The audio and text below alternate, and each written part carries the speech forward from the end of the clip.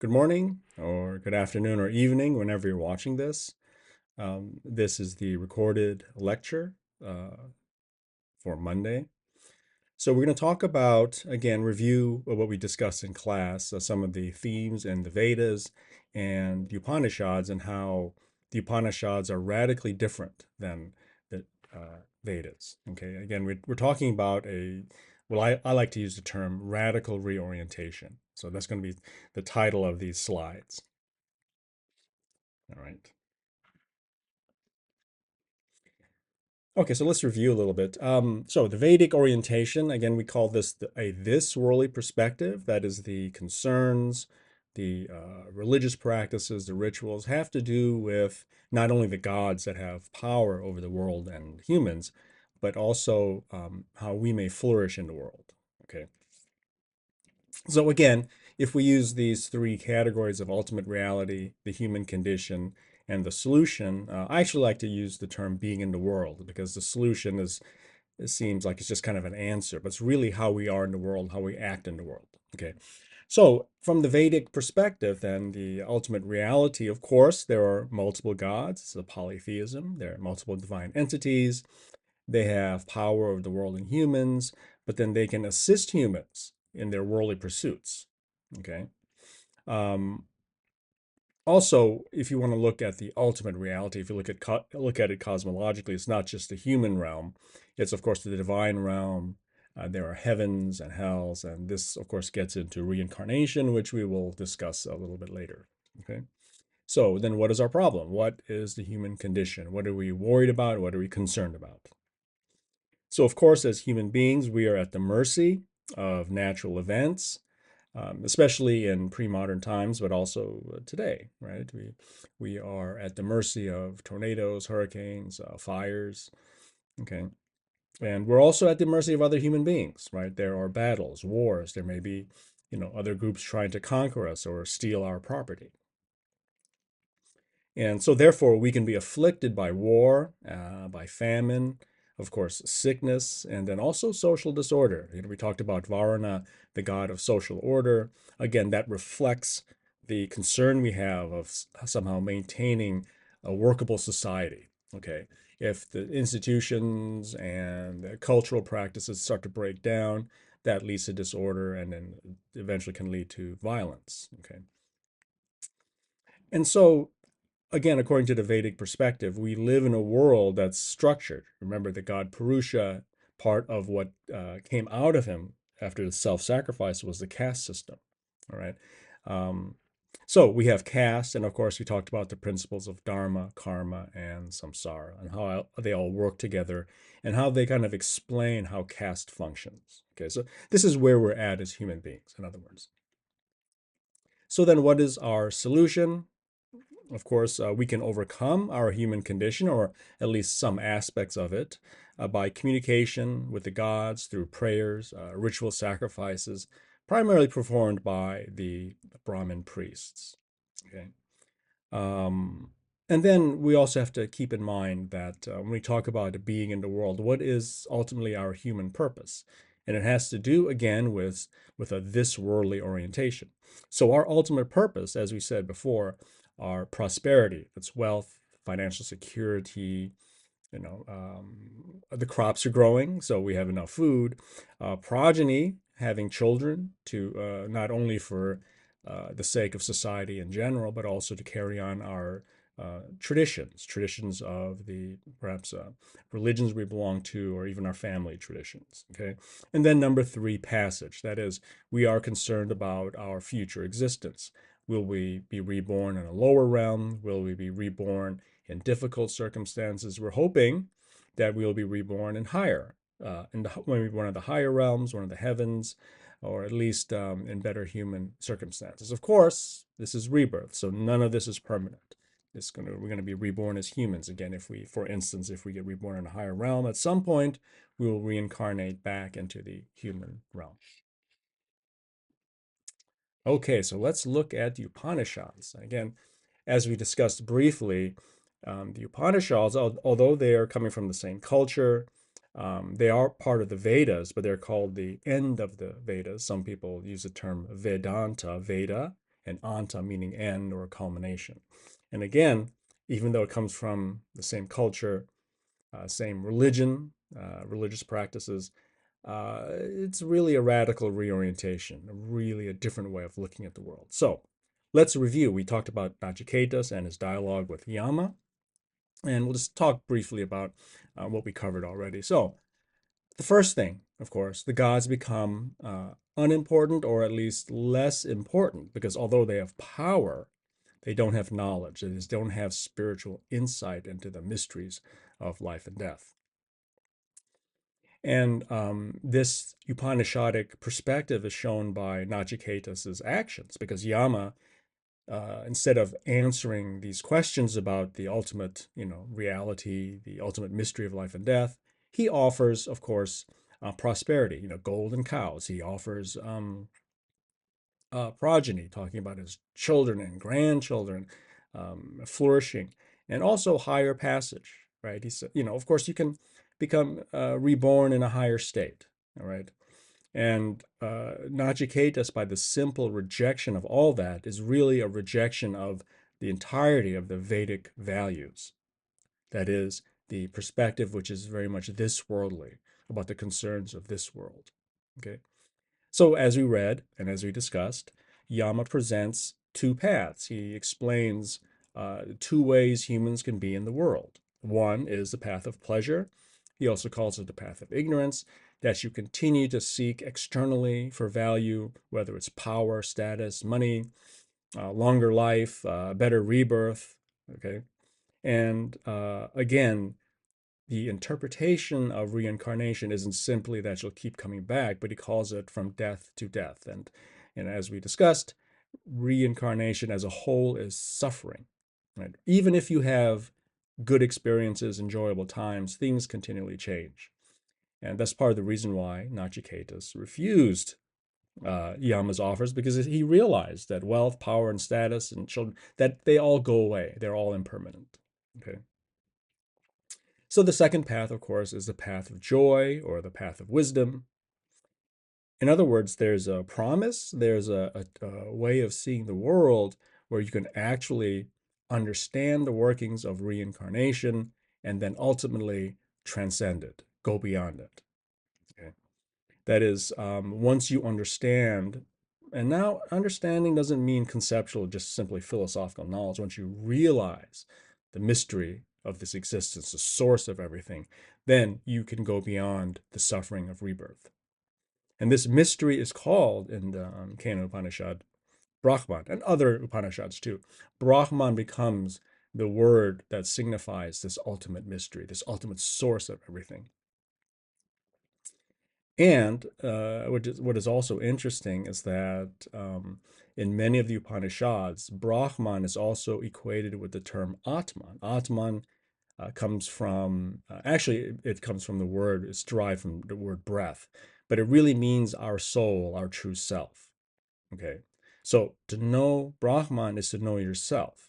Since Brahman is the source of everything, Brahman is also the source of who you really are. So your true identity is Brahman. So realizing your true self means you realize Brahman. So let's go to the Kena Upanishads. Now, this part is from my own translation. The text in the World Religions course doesn't uh, uh, give you the full Kena Upanishad. It just gives one small part. So I'm going to give you not the whole version, but at least the full part of chapter 1. So here we go. So the Kena Upanishad starts with a student asking the teacher some questions. And in this context, in the context of the Kena Upanishad, the student already has a sense of where to look. Okay, so here are the questions he asks, and this is in verse form. By whom or by what does the mind, moved and directed toward its object, go forth? By whom or by what does the primary vital force, breath, employed proceed? By whom or by what are people impelled to speak this language? And what divine source directs the eye to see and the ear to hear? Okay. Now, some of this language can be confusing, but what the student is asking is, okay, let's take the first one. We think, all right? Just take your everyday experience. Whether you're thinking about what you're going to do this weekend, you're planning, whether you're thinking about what your topic for maybe an essay will be, you're maybe studying for a physics exam, whatever you're doing, you're thinking. In this context, you're thinking. Now, what's going on is you're thinking about something. You're thinking about your weekend plans. You're thinking about the paper you have to write. You're thinking about the test you have to take. And so notice that in this thinking, there is consciousness, but there's also the consciousness about something. Okay. And so already there's a split between the knower consciousness and what consciousness is thinking about. All right. And this also applies to the other experiences. Okay. So when you're breathing, okay, you have to breathe to live. And that's probably the most important thing. You can go days without water, weeks without food, but maybe minutes without breathing. Okay, that's fine. That's sort of maybe a biological perspective. But what is it that impels breath? Now, breath is part of the vital energy. It's almost like your sentience, your life. Okay, so of course you're living and you're breathing right now in this moment. But what is it that impels the body to breathe? What is it that gives life to the breath and to our sentience? Okay. And then speaking, like you're listening to this lecture right now. Well, what is it? Don't think about the contents of the lecture or the words I use or the sentences I use. What is it that impels us to speak? What is the source of language? So what is the source? And then of course, eyes. When you see something, you're looking at the notes, for instance, the slides here. Okay, what is it that allows the eyes to actually see what you're looking at? And now you're hearing my voice. What is it that hears the voice? You're not really concerned anymore about the external things like the thing you're thinking about or the object that you see or the voice that you hear. Okay, that's fine. That's all the ordinary worldly way of thinking about things, but it's sort of like retracing our experiences back to the experiencer. What is it that allows us to perceive, to experience? Okay. So here are, and I've already covered some of this, here are some fundamental concepts implied in the student's questions, okay? So let's say you're a philosopher. So you have generally questions about reality, and these questions are usually focused on the entities we see. We can ask a question, why do things exist? Things exist, and why do they exist rather than not exist? Okay, that's not a typical, but that's an example of a philosophical question. Okay, are the entities interrogated, that is, the beings or entities we're examining, are they external existences? Like when I see my coffee cup, is there really an external object called the coffee cup? Or is it something I really see in my mind? Maybe I don't know what's really out there, but it's merely a reflection in my mind. That's another kind of question. Now keep this in mind. When the Kena Upanishad and then some of the yogic thinkers talk about the external world, it's not just the physical external world. Okay. So if I ask you to close your eyes and think of a pink elephant, the concept, the image of a pink elephant is external because there is a consciousness of the image you're thinking about. Okay. So anything outside of yourself, whether it's a concept or whether it's a material object, that's all external according to the Kena Upanishad and other Upanishadic texts. Okay. So the Kena Upanishad opens with questions of a different sort. The student is asking about the basis for our experiences, not the things we experience, not the cups, the pink elephants, or the plans we have for the weekend. Okay, the basis for our experiences, that is, by what or by whom are we able to think, breathe, see, and hear? In other words, the questions point to what are called transcendental questions, that is, the conditions of possibility of any experience whatsoever. Transcendental, it's a kind of a technical term in some philosophies. It means not so much you know, we don't ask the question like, what am I experiencing? What am I seeing? But what is it that allows me to experience? What is it that allows me to um, think about something? All right. So, and we will go into this more deeply for sure. Okay. And so by shifting the emphasis on external experiences to experiencing itself, the text shifts the focus to our inner self. So we're no longer talking about some philosophical concept of the external world. We're trying to understand the source of our very experience. You know, who am I? I think, I hear, I experience, but who is it that experiences? Okay. All right. So here's the teacher's first response to the student's questions. Okay. So, teacher response. What is the source? This is the question ultimately by the student. What is the source of experience? Okay. And then he goes on using this kind of interesting language here.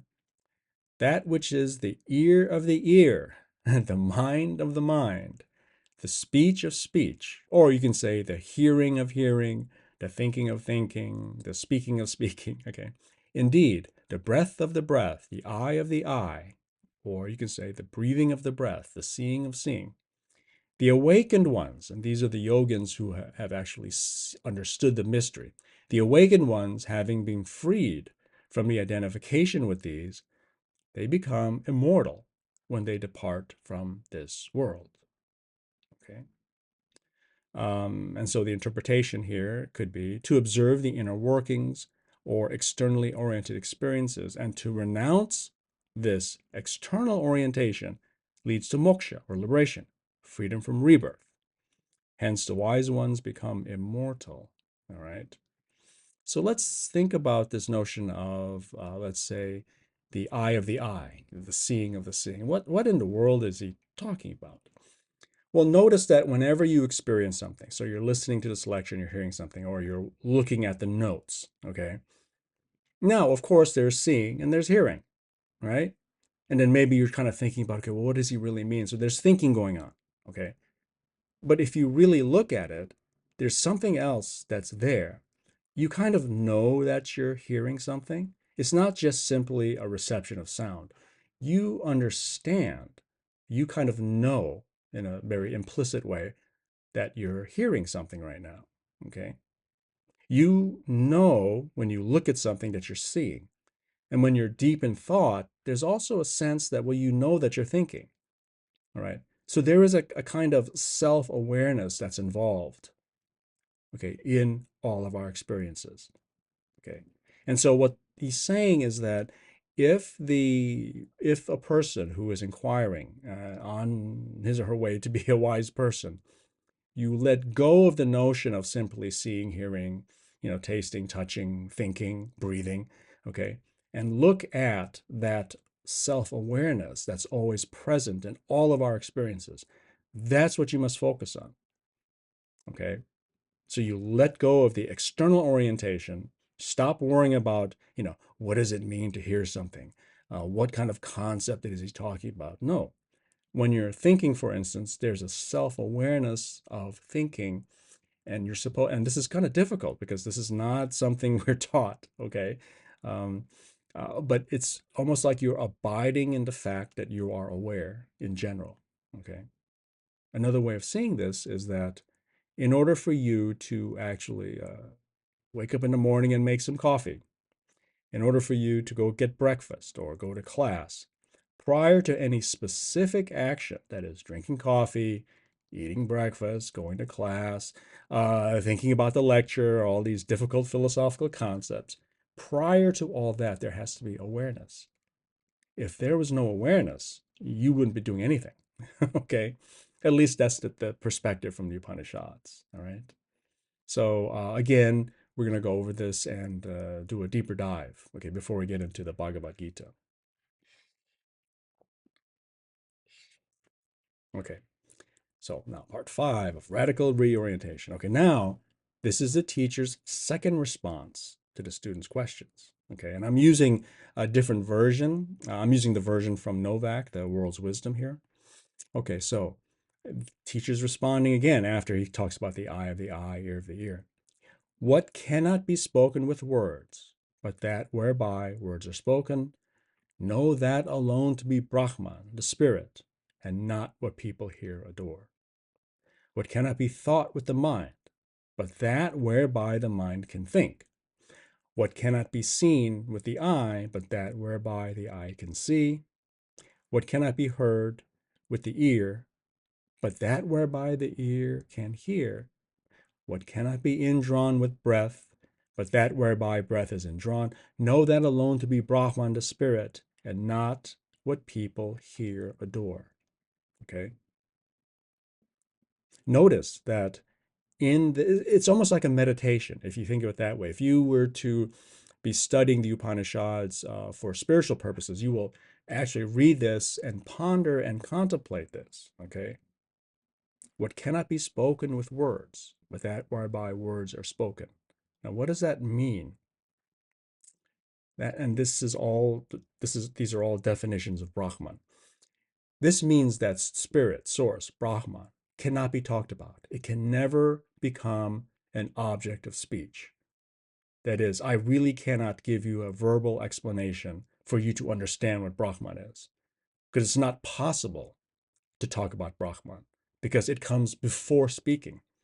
We talked about in the previous slide, I mentioned, prior to speaking or doing or acting anyway, you first have to be aware. Okay. And awareness itself is never an object of speech. It cannot be, for instance, what cannot be thought with the mind, but that whereby the mind can think. Whatever concept we have that is any kind of conceptual representation we have of Brahman is not Brahman. Brahman cannot be objectified or represented. Okay. It is the awareness itself prior to any specific experience we have. Okay. Therefore, what cannot be seen with the eye? Again, when somebody says, what is Brahman? And you start looking around and trying to point, Brahman is over here, over there, you completely misunderstood what Brahman is. It cannot be a visual object. Okay. It's prior to objectification. It's prior to our ordinary perception. Okay. But in all of these verses, what the author of this text is saying is that prior to any specific activity or experience like thinking, hearing, tasting, touching, whatever, there has to be awareness first. Okay. And that's the difficulty here. It's not so much, how can I put this? It's not necessarily the most difficult concept to understand, but to actually look within and to see, well, what in the world are they really talking about? Well, in some sense, you already have an intuition of this, right? You listen to this lecture, and you kind of know, not only are you simply listening, but you know that you're listening, okay? But what we want to do is because we're so used to thinking of knowledge as knowing something, we want to say, okay, well, what is this self-awareness? What is this thing called self-awareness? Well, then you've lost it already because you're aware of the concept you're trying to construct. And because it's an object and it's not the subject of awareness, that's not it. Okay. If this totally confuses you, don't worry. We'll have a chance to discuss this in more detail. Okay. So again, using these three categories like I did before, ultimate reality, the human condition, and being in the world, when you compare the Vedic perspective and using these three categories and the Upanishadic perspective, here you see the radical difference. Okay, so ultimate reality, what can we say about it? Now, we really can't say anything about it, but this is just, for purposes of the class, okay, and understanding some of the concepts, all right? So ultimate reality, Brahman, the spiritual reality as source of all experience. So Brahman is a source of all experience. It is the ultimate self-awareness prior to any specific consciousness, like that you're seeing, hearing, tasting, touching, etc. Okay.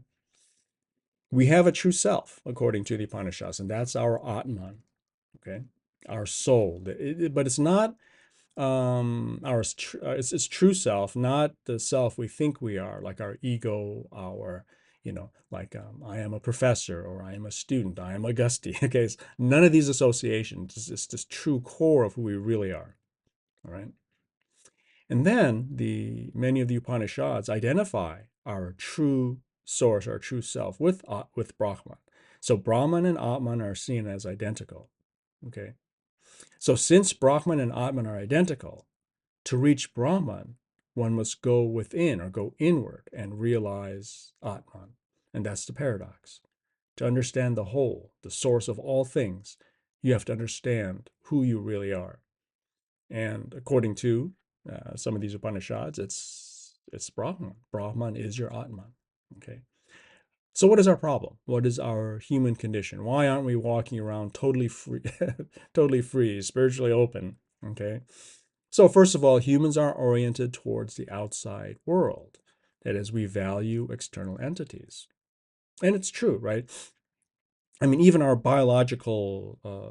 this biological body, all our senses are pointed outward. So when I look at something, when I see something, I'm pointing outward. I'm looking out.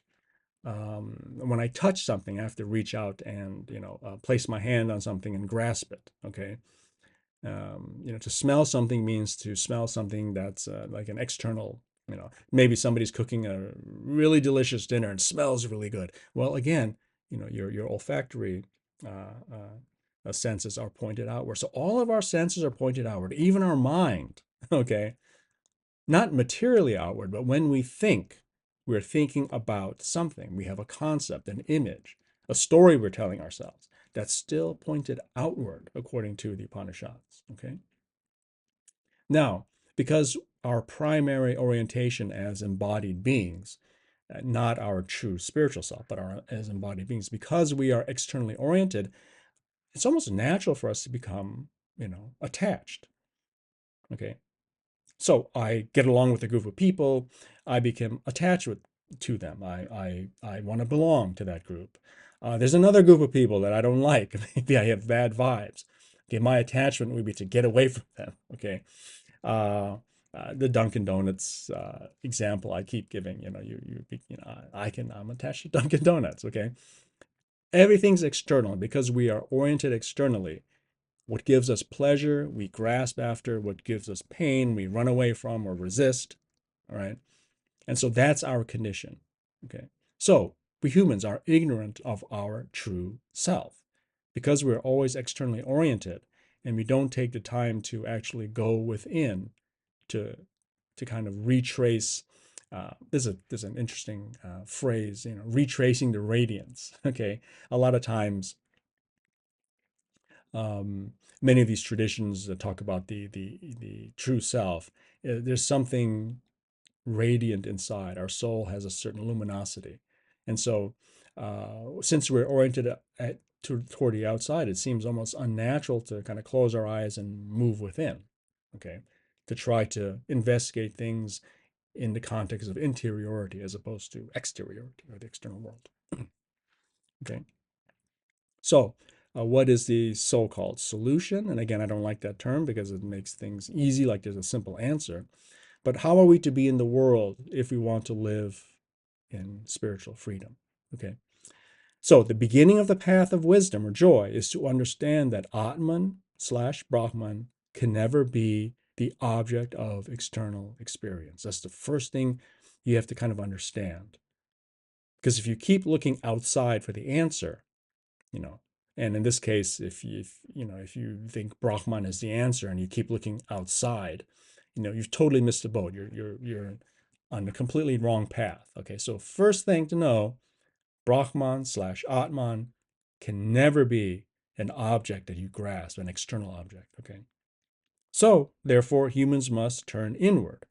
That is, we have to understand, come to abide in our immanence, our absolute subjectivity, if you will. Okay.